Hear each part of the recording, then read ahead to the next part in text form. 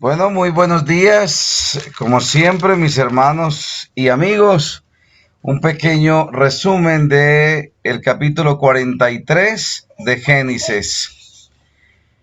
La palabra de Dios afirma que el hambre era grande en la tierra. Hambre en este mundo siempre ha habido. Siempre han habido pesares, penurias, dificultades. Y en este caso vemos un hambre a nivel mundial en aquella época. Y siempre Dios ha provisto para sus hijos un lugar donde puedan descansar, donde puedan ser de nuevo fortalecidos. Dios siempre hace algo. Y en este caso, Egipto fue el instrumento de Dios para salvar la humanidad y lo hizo a través de José, su hijo amado, su hijo querido en esta tierra. Nosotros después de esta pandemia, el Evangelio según San Mateo dice que después de las pestes vienen hambres y después del hambre vienen terremotos. Es lo que se nos anuncia la palabra de Dios. Y estamos viendo cómo el mundo anuncia el hambre que va a haber. Habrá hambre en esta tierra. La carestía, todo tan costoso, a veces el doble y a veces el triple, nos estamos dando cuenta que se prepara el mundo para un hambre profetizada en la palabra de Dios. Pero los hijos de Él, nosotros como sus hijos, no tenemos nada que temer. Podrán venir hambres, podrán venir terremotos, como se anuncia en la palabra de Dios. Pero caerán 1010 a tu diestra, mas a ti no llegarán.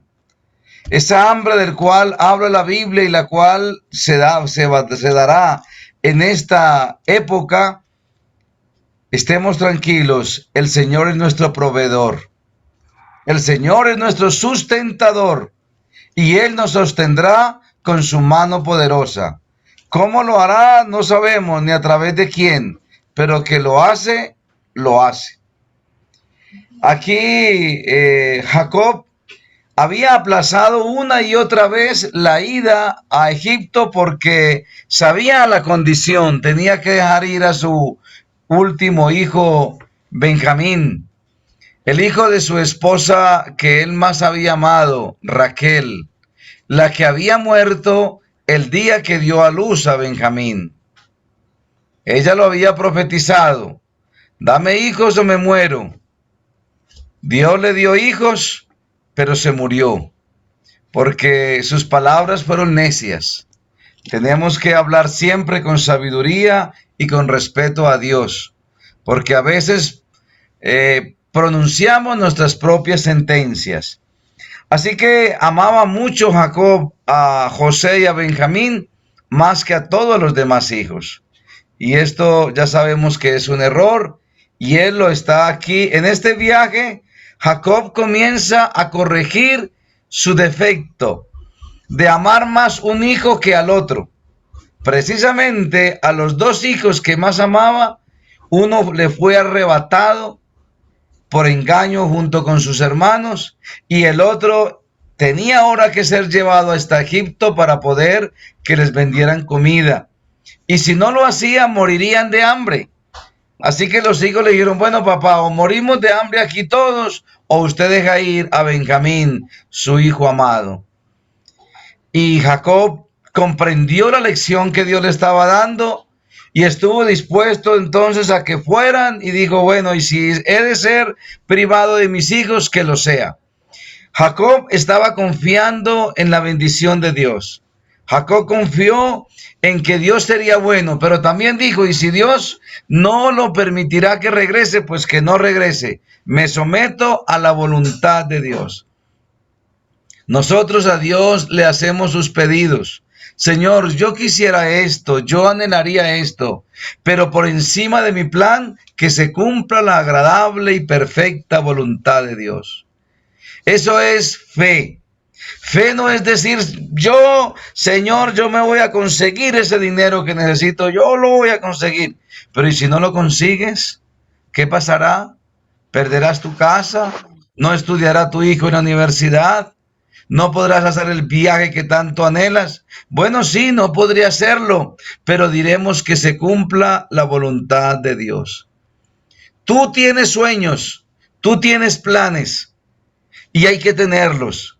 Pero como cristianos debemos recordar que nuestros planes y nuestros sueños están por debajo de los planes y los sueños de Dios. Dios también tiene sueños, Dios también tiene planes y esos planes son perfectos. Y en esos planes estás tú, en esos sueños estás tú, estoy yo. Y Dios tiene para ti sueños mucho más grandes que los que pudiésemos tener. Les doy un ejemplo. Mi querida mamá ya falleció hace 25 años, pero para mí es como si fuera ayer. Nuestros padres los amamos demasiado. Ella tenía un sueño. Ella quería que yo le comprara una casa, le vendiera su casa en Pereira, le comprara una nueva casa en Barranquilla y ella esperara a todos sus hijos allí. Ya estábamos casados todos. Y entonces ir y ella atendernos especial a cada uno en su propia casa, porque ella vivía en la casa mía en Barranquilla. Ella decía, hijo, yo quiero la mía. Mamá, la estoy bregando a vender en Pereira, pero no he logrado venderla. Véndala pronto, porque quiero que vivir aquí en mi propia casa y recibirlos a todos. Mamá, pero usted está viviendo en mi casa, es como si fuera la suya. No, no, no, no, esta es la suya. Yo quiero la mía. Y estando en esas, a mi mamá le da un cáncer y en un mes se la llevó el Señor. Y ella tenía ese sueño, pero antes de ella morir, ella ve en sueño la casa que Dios le estaba preparando en la patria celestial. Ella ve la entrada al cielo. Jesús sale a recibirle con un vestido azul cielo, en chanclas, la abraza y ella lo primero que ve en el cielo es un palacio hermoso donde su sobrina estaba allí apodando el jardín. Y ella pregunta, Señor, ¿y esta es la casa de Yadi? Así llama la sobrina. Y él dijo, no, esa no es la casa de Yadi, esa es tu casa. Para ahí vienes tú, ese es tu palacio. Y mamá se quedó asombrada de ver el sueño realizado, pero no en la tierra, sino en el cielo. Hermanos queridos, hay muchos sueños. La mayoría de nuestros sueños y grandes ideales no se verán realidad en esta tierra, se verán en el cielo. Allí continuaremos nuestros ideales. Allí continuaremos nuestras empresas y nuestros sueños continuarán allí, porque aquí a causa del pecado son interrumpidos por la envidia de los demás o por las situaciones del país en que vivamos. Por cualquier causa nuestros sueños se vienen a tierra, pero esos sueños un día en su totalidad serán materializados, si no es aquí, en la patria celestial. Por eso es que tú y yo debemos tener toda la confianza y toda la fe puesta en nuestro Padre. El versículo 14 dice, y el Dios omnipotente os dé misericordia delante de aquel varón, y os suelte al otro vuestro hermano, y a este, a Benjamín. Y si he de ser privado de mis hijos, que lo sea. Jacob estaba expresándole a Dios lo que él anhelaba en su corazón. Él quería que fuese suelto su hijo que había quedado preso y ahora enviaba a Benjamín, un segundo hijo. Bueno, él quería que ambos regresaran, que todos regresaran y ojalá José también apareciera, porque para él nunca había muerto, pues nunca lo vio. Siempre lo dieron por desaparecido. Creían que alguna bestia lo había devorado, pero no tenían la certeza porque el cuerpo nunca apareció. Pues ¿qué iba a aparecer si era una mentira? Era un engaño. Él expresa su deseo a Dios y luego dice, bueno, y si no es así, entonces que no sea así. Dios determina tu vida, Dios determina mi vida. Eso es verdadera fe. Cuando los tres hebreos fueron llevados ante la estatua de Nabucodonosor y le dijeron que si el que no se arrodillara moriría quemado en el horno de fuego, ellos estuvieron dispuestos a morir. Cuando el rey les pregunta que quién los podría librar de su mano, ellos responden, no tenemos necesidad de responder esa pregunta. El Dios en el cual confiamos, Él nos librará de tu mano. Y si no nos libra, no importa, pero no nos arrodillaremos delante de tu estatua. Para mí eso es verdadera fe. Fe no es creer que Dios hará las cosas tal cual como yo las pido, como yo las quiero, como yo las deseo, como yo las necesito. Fe es decirle, Señor, yo quiero esto, yo anhelo esto para mi vida. Pero si tú no quieres, que se cumpla tu santa voluntad. Eso es obediencia. Eso es un sometimiento voluntario a los planes de Dios. Dios tiene planes y son mejores. Cuando Moisés llevaba al pueblo de Israel hacia la Canaán celestial, Dios le dijo, sube al monte Nebo, sube allí, y desde allí te voy a mostrar todo lo que el pueblo va a vivir. Y te voy a mostrar la ciudad de las palmeras y Jericó y todo el valle del río Nilo y todo ese lugar hermoso que se los voy a dar al pueblo de Israel. Sube y míralo, pero tú no pasarás. Y yo imagino la frustración de él al darse cuenta que no iba a pasar a la Canaán terrenal. Era el sueño de Moisés. Se había preparado 40 años en el desierto con las ovejas de su suegro.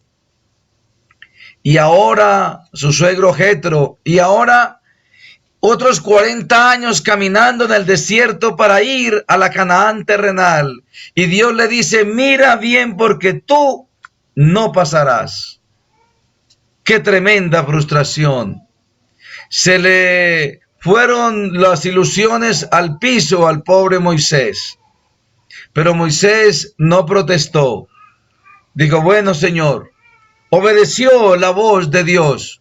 Subió al monte, observó todo y luego se acostó en el piso y dijo, Señor, estoy listo. Llévame contigo. Duérmeme. Ya hice lo que tenía que hacer. Dios procedió a que Moisés muriera. Pero ¿qué iba a saber Moisés? Los planes que Dios tenía eran mejores que los de él. Él quería entrar a Canaán y allí repartir las tierras y el uno envidiar la tierra del otro y continuar en esos problemas. Pero Dios tenía para Moisés un sueño mejor. Se lo llevaba al reino de los cielos. Moisés no sabía que iba a ser resucitado. Pero antes de que su cuerpo se descompusiera, el Señor mandó a Jesús por él. Y en Judas capítulo 15, versículo 15 nos vemos cómo Moisés es resucitado y llevado al cielo. El sueño de Dios está por encima del tuyo, está por encima del mío. Tú y yo debemos estar dispuestos a aceptar la buena voluntad de Dios, agradable y perfecta. Así hizo Jacob. Si he de ser privado de mis hijos, que lo sea. Que se cumpla la voluntad de Dios, pero los encomiendo a mi Padre Celestial. Ese segundo encuentro con sus hermanos fue maravilloso porque ahora fue en la casa de José. Y vino José a casa y ellos le trajeron el presente que tenían en su mano dentro de la casa y se inclinaron ante él hasta la tierra. Ellos bajaron su rostro hasta el piso para darle honor y respeto a su hermano, cumpliendo así los sueños que José había tenido. que las espigas de del trigo se inclinaban ante la de él, que permanecía derechita, mirando el cielo, que las estrellas todas se inclinaban hacia él en los dos sueños que tuvo José, y aquí vemos el cumplimiento en forma real, el cumplimiento tal cual como Dios se lo había iluminado a José a través de un sueño. Dios lo que promete, lo cumple. Él nos prometió salvación y vida eterna. Nos prometió perdón, resurrección. Y eso se cumplirá en tu vida y en la mía, si permanecemos obedientes al Señor hasta el último día de nuestra vida. Mantengamos esa obediencia, que a través de ella heredaremos la patria celestial. Dios necesita que creamos en Él y le obedezcamos. No solamente creer, porque los diablos también creen y tiemblan. Y en aquel día aquellos que digan, Señor, Señor, el Señor dirá, no los conozco, porque me creyeron, pero de palabra, no de acciones. Necesitamos que las acciones se vean en el cumplimiento de los mandamientos del Señor. Eso es fe. Eso es someternos a la buena voluntad de Dios, que siempre será agradable y perfecta. Y se sentaron delante de él, versículo 33, el mayor conforme a su primogenitura y el menor conforme a su menor edad. Y estaban aquellos hombres atónitos, mirando el uno al otro. Y José tomó viandas delante de sí para ellos, mas la porción de Benjamín era 5 veces mayor que cualquiera de las de ellos, y bebieron y se alegraron con él. José lo que hacía era probar a sus hermanos, probarlos una y otra vez para ver la actitud de ellos.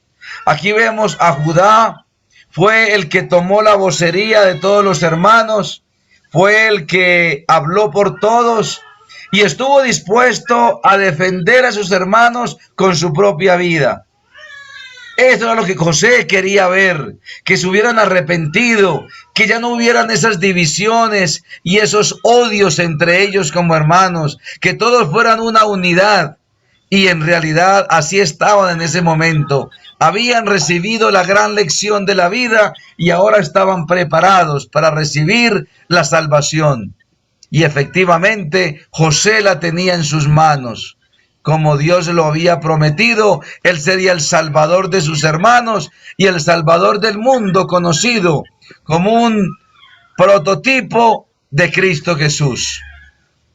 Jesús se vio reflejado allí porque Jesús es el salvador del mundo. Salvaría a sus hermanos. Jesús tuvo hermanos en esta tierra y salvaría a la humanidad entera. Dios te bendiga. Dios nos ayude a ser obedientes, a confiar en la voluntad de Dios, aunque a veces ésta sea contraria a lo que deseamos. Le expresaremos a Dios nuestro pensamiento y finalmente esperaremos que la voluntad de Dios se cumpla. Amén. Gracias y Dios les bendiga.